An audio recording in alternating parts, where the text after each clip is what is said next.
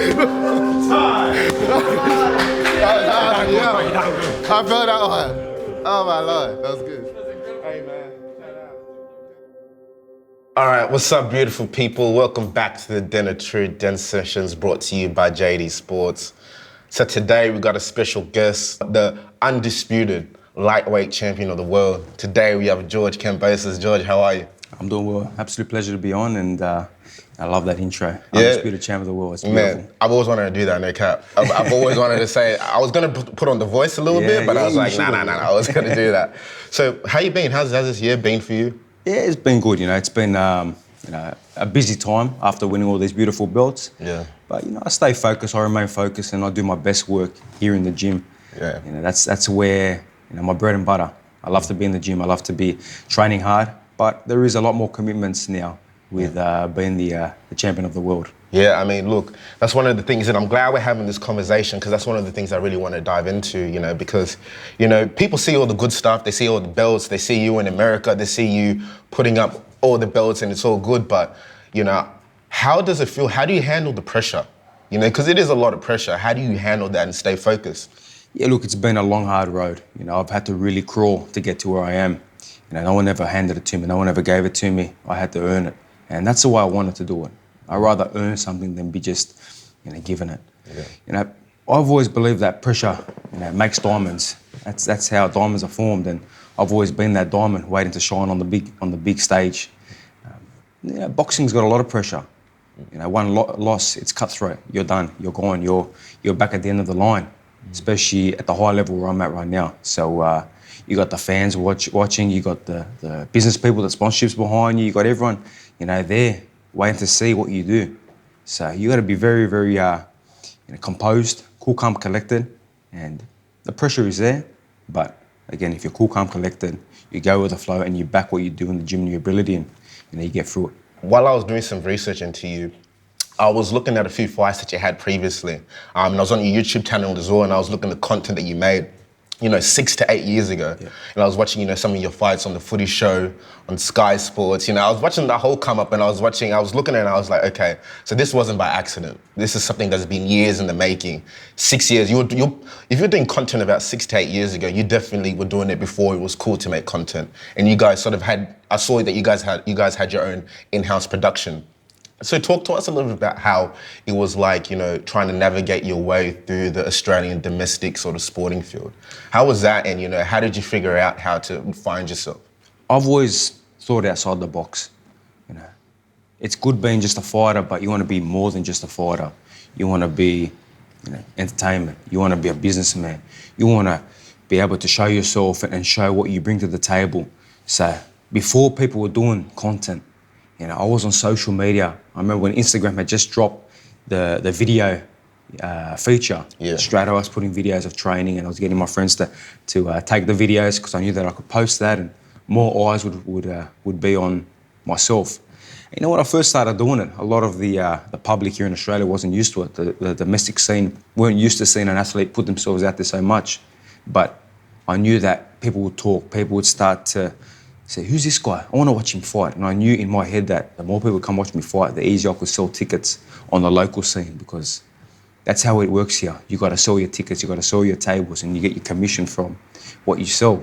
So I knew that every little step I'll do on social media, on the content, would lead to me selling more tickets, creating more hype, and being able to get to the position where eventually I would be one day where I'm at today. Like, you're very active, and I like that. You engage with the fans. If a fan tags you in a photo that you take a photo with at Westfields or at a shopping centre, you repost it. There's no ego with it. You really have a small community behind you. So a lot of people think with sports that people are just going to gravitate to you, but no, you still have to work, and you still have to work, and you still have to develop your audience. Definitely, you have to be involved in the fans. You got to be with the fans. You got to interact with your support and your fan base. And that's what I've always found, that I've got a busy schedule. I'm training 2-3 times a day. Yeah. I've got 3 kids. I've got other things that happening outside of boxing.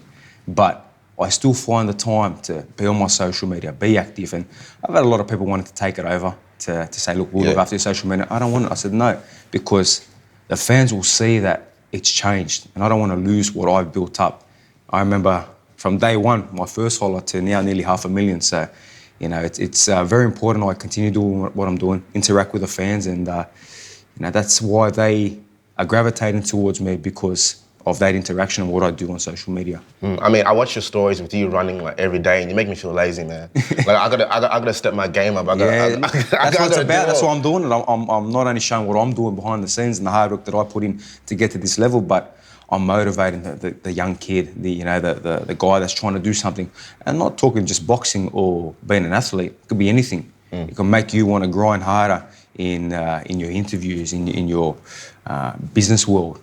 So, you know what, I've got to be up earlier. I've got to be pushing the limits. And that's what I found, that not only I'm doing what I'm doing, but I'm helping motivate a lot of people around me now.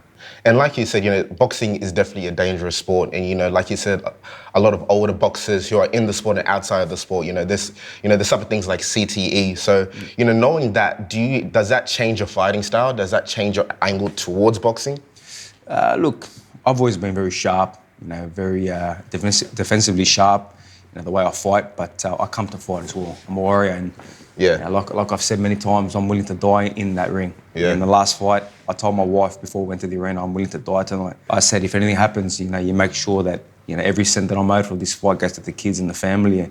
So that's the kind of warrior I am. I'm prepared to die on the battlefield.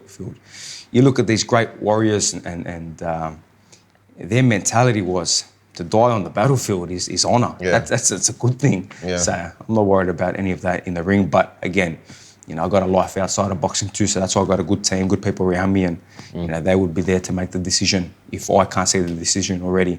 With moving on to something else in my life, or inside them ropes. You want a good team, a good coach to be able to, maybe stop the fight if I'm not going the way it's meant to go. But knock on wood, everything has gone the way it's meant to be, and we're sitting here as a world champion. You talk a lot about your family, you know what I mean? You talk a lot about how your family is sort of the center of your world right now, even though you have boxing, but family is the most important thing to you.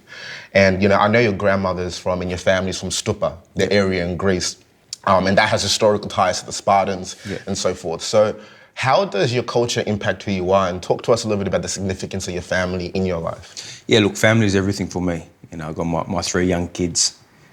That's the world for me. That's why I push so hard. That's why I'm always looking to go that next level for them. I'll be in that round 9, 10. When I got put down in round 10, I got up because of my family, because of my kids, because of putting food on their table. That's why people say, boxing shouldn't be about the money, but my motivation is not the money. My motivation is giving my family and kids money so they can be well off and to be living a good life. So I'll never sit here and get ripped off by a promoter. I'll make sure that money goes into my kids and family's pocket than a promoter's pocket. But I work extremely hard, for my kids and family, and my bloodlines as well, as you touched on. My family actually came from Sparta itself, and then they migrated down to Stupa, which is in the Manny Peninsula. So that bloodline, that legacy of Spartan warriors is well and truly inside me. And like I say, there's 300 Spartans, but in today's era, there's 301.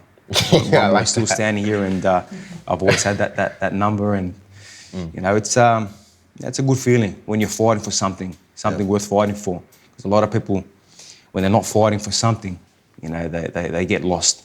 But I've got some good motivation, inspiration, especially from my kids and family. Yeah, and the reason why I talk about, your family also is because if you look at your last 3 fights, Lopez, Mickey Bay, Shelby, they haven't been easy fights. Like, you're not ducking anyone. No. You know what I mean? And if you watch the fights, it's bloody. Like it's no joke. Yeah. So is that where you get your grit from? When it's the last rounds, when okay, this is the last round, I have to win this round. Is that where you get your grit from? Where do you get that last bit of energy? Yeah, look, it's the motivation and the inspiration from my kids. The motivation of leaving a legacy, the Kambosos name. It's already, got this history that will never be taken off me now as the Undisputed champion with all these belts, but there's more to go. For me, I'm never content. So, even if it's in the late rounds and I'm destroying the opponent, I'm still never content. There's more to go. I've got to finish this fight and make sure I secure victory. So, that honour and that strength that I have inside me throughout the fight is, comes down to the roots of my people and my family and what I'm trying to do in my boxing career. Yeah, I mean, look, it's important that, I feel like, it's very important that you say that, because I feel like even with a lot of, athletes watching this, one thing about you is that, you have personality. And it's good for people to actually see that personality and that it's okay to just be yourself. Because there's a lot of kids watching you right now and, you're a role model right now, to a lot of kids. So, for a lot of the kids that, are growing up in the area, I guess if you had a couple of pieces of advice to give them, what type of advice would you give them to sort of reach the levels that you're at right now? Look, you gotta, wherever you come from, no matter where you come from, no matter what obstacles are in your way, I was overweight, I was bullied, I would come last in everything I did as a young kid, but I remained focused. I fell into boxing, and I'm not saying that every kid watching has to be a boxer, yeah. But anything you're doing, if you remain focused and you work extremely hard, you put the discipline, sacrifice, because you got to sacrifice a lot in anything you try to achieve. If you put that in and you have that relentless tunnel vision to not let anyone distract you or say that you can't do it, you can't achieve, because I've had a lot of people, say that I wasn't going to make it, I wasn't going to beat this guy. I was a 13-1 underdog. Lopez was the favourite in the last fight. Yeah, you made a lot of people a lot of money. You made a lot of people a lot of money. I did. But imagine how many negative people were against me in that fight. Yeah, but that's a fact. That tunnel vision kept strong. So any young kid out there, you stay focused, you keep that relentless tunnel vision, and be prepared to sacrifice a lot and be disciplined to anything you're trying to achieve, and you will get there. It's not going to take a day. It took me 10 years from when I turned professional to where I am now, let alone all my amateur fights that I had, but 10 years in the pro game to get to this. So, Rome is not built in a day. It takes a long time. And I'm glad you sort of touched upon it took 10 years for you to get here, a lot of ups and downs. I want to really focus in, I was watching your fights pre and post fight, especially with the Lopez fight. I was watching it, and I was watching a lot of your post fights. And one thing that I realized about you, and one thing that I was really watching and trying to study, is you were very confident on camera. And obviously, it's something that you've been working on for a while. So how did you gain that confidence on camera? I believe my confidence comes from what I do in the gym. The hard work I put in to my preparation to know that I left no stone unturned. So that there will build my confidence where there is no doubt in my mind that I'm fully prepared to win this fight. So then it's a snowball effect that I've done the work, I put in the hard work, I know I'm ready to win this fight. I'm confident in my belief and what I've had to go through to win this fight. And especially when you're there in the hometown of a undisputed champion, you can't let one bit down. You got to be relentless with the way you fight, the way you've prepared, but also the way you talk. And the thing about the Lopez fight is I made sure I didn't give him an inch the whole time, from the day the fight was announced to the postponements to every bit that we had to go through. I did not give him an inch, even when we would face off. And you can go back to look at every single face-off we had. I would not take my eyes off. I made sure that he would look away first. And that there gives you the confidence. It takes his confidence away. And I know he was a confident kind of fighter. So if I took that away and broke his spirit, I knew that I had won a big battle in that fight already. And I just had to put it all on the line inside them ropes. So, the confidence, comes from a lot of different avenues, but it builds into that one picture of who Kambosos is. So I guess what keeps you mentally there? Do you have any strategies? Do you, manifest what you're trying to do? Do you visualize? What keeps you there in that moment? Especially being halfway around the world, the crowd, being up, opposing you. Yeah. What kept you sort of focused in on the task, and what sort of kept you mentally honed in? Talk to us about the visualization and manifestation and how long that really took you for you to get that image. I've been manifesting and had that visualization of winning this fight and winning all these belts from a young kid. From doing my early runs, my late night runs, the hard work in the gym, the lonely nights. I've had that manifestation because I saw it. I'm going to be world champion one day. One day I'm going to hold a world title. And my destiny gave me all the belts, but I'm going to be world champion. So when the time did come and I was sitting at Madison Square Garden and just seeing the venue and saying, I'm going to win this fight. I'm going to have all these belts around me. Yeah. You know, it was already there. It was already been set in stone from a young kid. So it wasn't like it was new to me. Yeah. I had already been in that environment.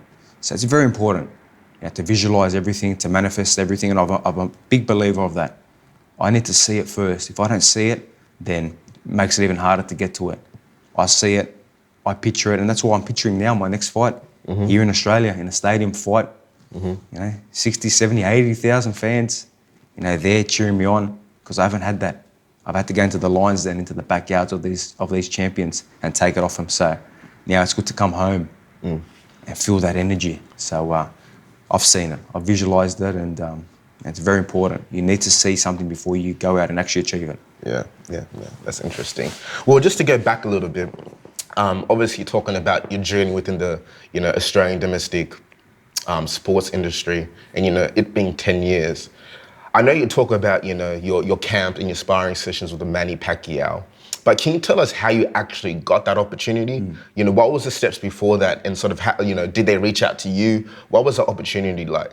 Yeah, I was in the US preparing for a certain fight that I was having back here in Australia, and you know, throughout that camp leading up to it, I started sparring Manny Pacquiao, sparring partners, and putting on a show and doing my thing. And all of a sudden, the great Freddie Roach took notice and said, "Oh, this kid's got something." And at the same time, Manny had just signed to fight the Australian guy, Jeff Horn. They said, "You know what? Would you be interested in coming over to the Philippines and help Manny spar?" Even though he's fighting Australian, I jumped at the opportunity straight away. But I still had a fight to win as well, a couple of weeks, you know, from when they told me to come spar. So if I didn't win that fight, then most likely I wouldn't go and spar Pacquiao, because I'm coming off a loss. They don't need me. So I had to go win that fight, do my business, and then I had a big cut over my eye. I made sure that healed real quick, and then I went overseas to the Philippines and jumped in there with him. And what a surreal moment. This guy's a legend. This is a guy that I've idolised from a young kid. To be in there, to see him doing the moves that he knocked out Ricky Hatton with, and he put beatings on, you know, Miguel Cotto and all these different guys, to be in there with him, you know, was incredible. And, you know, we created a great friendship over 3 world title campaigns and 250 rounds later. I guess, what did you learn from Manny Pacquiao? Because, you know, he's in one side running for the presidency, and on the other side fighting world champions. I guess if there's one thing that you learned from him in that time period there, what did you learn from him? What were you watching? What did you really take notice of that really helped you get to that next level? Yeah, look, obviously it's obvious with the boxing. You're going to learn so much from him with boxing, but, you know, away from boxing, the person he is, the humble person he is, he gives, he wants to help, and the way his time management, especially with myself now, how busy my life is now as the Undisputed Champion, I saw how he would time manage everything, from being a senator to training to his commitments. So I learned a lot from that. You know, the things away from actually being in the ring and the training. You know, the time management, the respect he has for the people, the way the people love him, and how he gives back, you know, so much. So, you know, they're more important, I believe, than what I actually do in the ring and in the gym. It's how I am with the people and what I can do as a fighter. Yeah, interesting. So look, I gotta ask some questions from the fans. You know, we gotta get into the next fight. We gotta get into a bit more detail. So, watching your last fight, well, Lopez was one of the heaviest punchers in the division. You knocked him down in the first round. He knocked you down in the 10th, but then you got up and you won the 11th. And then after the fight, you said that it was less of his power and more of your mistake that you sort of fixed up. So that being said, do you think that, you know, Devin Haney has the power to give you trouble? No, none of these guys, you know, I believe their power will trouble me. The thing about Kambosos is I don't duck or dodge any fighter, and you can see that in my track record. So these guys are all calling me out. Beautiful, I love it. If I could fight them all on one night, I would. But that's not the way the boxing game works. So we're going through the process. The Devin Haneys, like I always said, if it makes sense and we talk with the business side of things, because I said, again, I'm not going to give, you know, everything to a certain side. I'm going to make sure everything makes sense.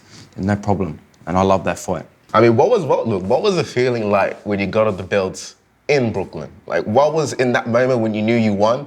What were you thinking in your head? What was the actual moment like? Yeah, it just happened so fast, you know. Before you know it, I'm getting raised by my dad.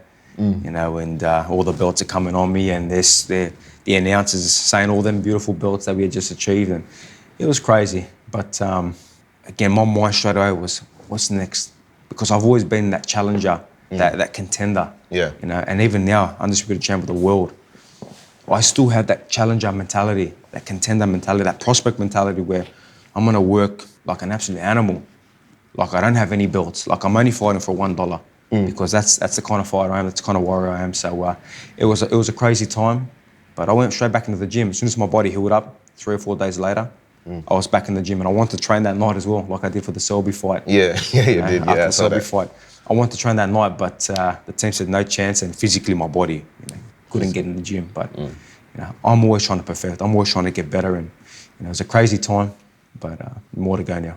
So we're gonna fight all over Australia, and again in Greece too. I want to take a big fight to Greece. Oh, I've been told that we have that beautiful Olympic stadium, the marble stadium, the original Olympic stadium that was for the first Olympics. That is ours, ready to go when we come over and fight over there. So it's a great time. I hold all the jewels, I hold all the cards, and it's going to be a great time wherever we fight. Yeah, I mean, look, regardless of who you fight, where you fight, I think the biggest winners are the fans. Yep. Either way, I think the fans are going to get a great fight. And also, like we were saying off camera, I think it's a moment for a lot of people. A lot of people haven't had that boxing moment. People talk about, Ali Fraser. Where were you when, Ali fought Fraser? People are going to be like, where were you when George fought whoever? So I think either way, the fans, it's going to be great for them. Yeah, it's great for Australia as well. Australia hasn't had this for forever. To bring back mega fights, to have one of their own holding all these belts. And I feel that. And like I've said, this is not only my belt, all these belts, they're not only mine, but they're everyone in Australia, everyone in Greece, they're their belts. So they're gonna try to take these belts off us. They're gonna need an army to take them off us because they're not going anywhere. We are so focused and so hungry that this is 2 whole nations behind me. Yeah. Just continue chipping away and keep proving to the world who we are. Well, look, George, man, I want to thank you for coming on. I appreciate your time. Look, you got the whole of Australia behind you, so you got a lot of support. I think the way you carry yourself is very professional, and I feel like a lot of kids are looking up for you. Like I said, I think you created a moment, that's priceless for a lot of people. A lot of people watching the fight in different places. You got some of the boys watching the fight, jumping up. That's a lot of the stories a lot of the boys talk about, and you have a lot of kids watching and be like, yeah, I think I can be a boxer now. That. So that being said, I appreciate your time, and like I said, good luck moving forward, and you got the whole of Australia behind you. Absolute pleasure, and any kid out there, just chase your dreams. I want to inspire the next champion. I want a young kid out there who's watching to do better than what I just did. And I'm always here to help. I'm here to try and get that next champion to come up and do better than what I just did. If we remain focused on just this is the highest level, then we can't break that record. So I'm going to keep pushing to do what I'm doing, and I hope that young champion, out there, who knows, he might be an overweight kid, he might be a bullied kid like I was, but he's out there, and this interview that he just saw, creates that fire in that brain all of a sudden, alights to the future for him. Easy, no worries. Well, look, thank you, and we appreciate your time. Thank you.